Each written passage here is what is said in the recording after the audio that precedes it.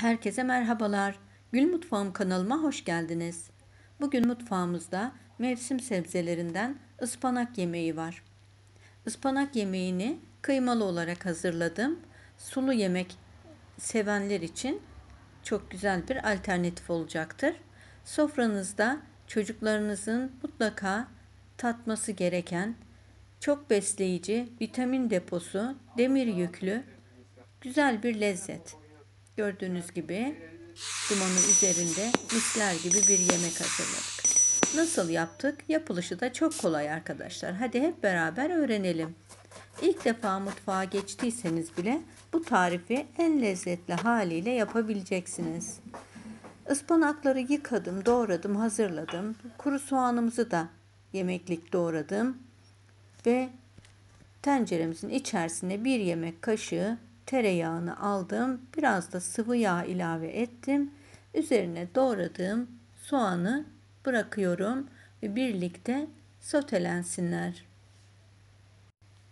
Sotelenip yumuşayan soğanların üzerine buzluktan çıkardığım kıymalarımı ilave ediyorum. Tabii kıymaları önceden çıkarıp biraz daha çözdürürseniz pişmesi daha kolay olacaktır. Aceleniz de varsa hiç sorun değil. Birlikte güzelce çözülerek pişecektir. Evet, bakın gördüğünüz gibi hem soğanlarımız sotelendi hem de etimiz güzelce pişmeye başladı. Biraz karıştırdıktan sonra üzerine doğramış olduğum domatesleri ilave ediyorum. Domateslerin kabuklarını da soydum arkadaşlar. Çünkü kabuklar pişmiyor ve yemeğin içerisinde de hem görüntüsü hoş olmuyor hem de ağzımıza kabuk gelsin istemiyoruz. Evet, şimdi birlikte pişirmeye devam edelim.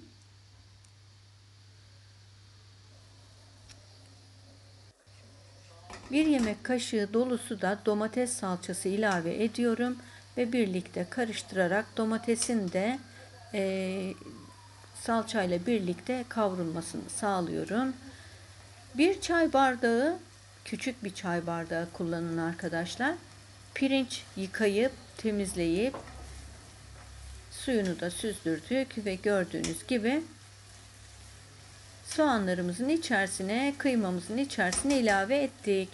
Biraz burada soteledikten sonra üzerine 2 su bardağına yakın suyu, sıcak su ilave edin. Bu arada kameram çok sallanmış. Bunu nasıl olduğunun farkında değilim. Kusura bakmayın arkadaşlar. Baharatlarımızı da ilave edelim. Ben kırmızı pul biber her yemeğime kattığım için buna da ilave ediyorum. Bunu siz dilerseniz katmayabilirsiniz ama ıspanak yemeğine karabiber çok yakışır arkadaşlar. Mutlaka karabiberinizi ekleyin. Damak zevkinize uygun olacak şekilde tuzunuzu da ilave edin ve şöyle bir karıştırın. Ispanaklarımızı yıkadığımı söylemiştim. Birkaç defa yıkadım arkadaşlar ve sonra dilimledim. Dilimledikten sonra da suyun içerisinde beklettim ve iyice kumundan, kirinden, her şeyin tozundan arındırdım. Gördüğünüz gibi tenceremizin üzerine çiğden bir şekilde ilave ediyorum. Ben ıspanakları bu şekilde yıkayıp temizledikten sonra farklı bir tencerenin içerisinde kendi buharında soldurup buzluk poşetine de doldurup buzdolabı poşetine de doldurup buzlukta pişirmek üzere de saklıyorum. Bu da size bir püf noktası olsun. Böyle de yapabilirsiniz. Burada her şeyi çiğden yapıyoruz bakın.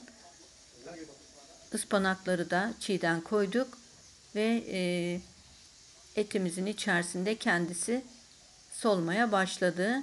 Pişmeye başladı daha doğrusu. İlk defa mutfağa geçtiniz ve ilk defa ıspanak yemeği yapacaksınız. Hiç korkmayın. Burada size anlattığım bütün adımları tek tek takip ederek yapın. Nefis, lezzetli bir yemek elde edeceksiniz. Ve akşam yemeğiniz, öğlen yemeğiniz olarak da gönül rahatlığıyla servis edebilirsiniz.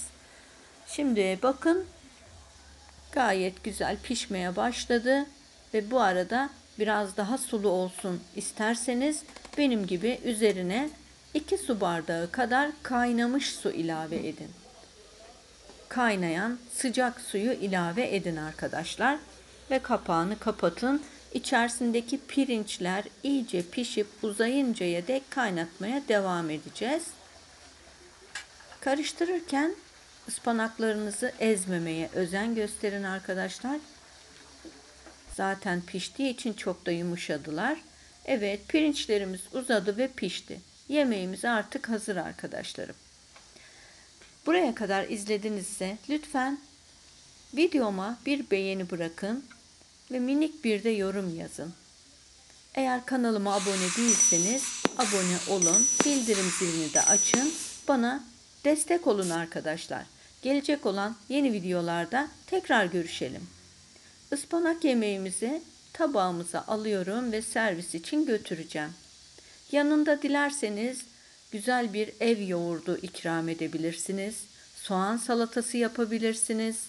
Dilediğiniz şekilde servis edebilirsiniz. Evet, yapacak olan herkese kolaylıklar diliyorum. Tadacak, yiyecek olan herkese de afiyet şifalar olsun. Gelecek olan yeni videolarımda sizleri kanalımda görmekten çok mutlu olacağım. Kanalıma gelip videolarımı izlediğinizi bana bildirmeniz, benim sizin geldiğinizi anlamam için bana minik bir yorum bırakın lütfen.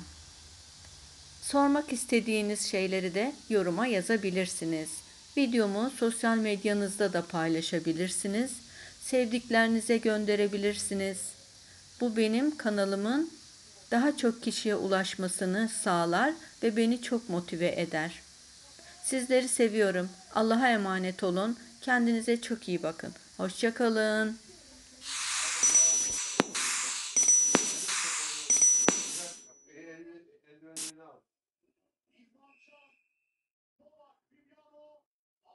Adam bilerek yapmıyor ki. Kırmızı karttan adam yalandan yere kırmızı kart çıkıyor.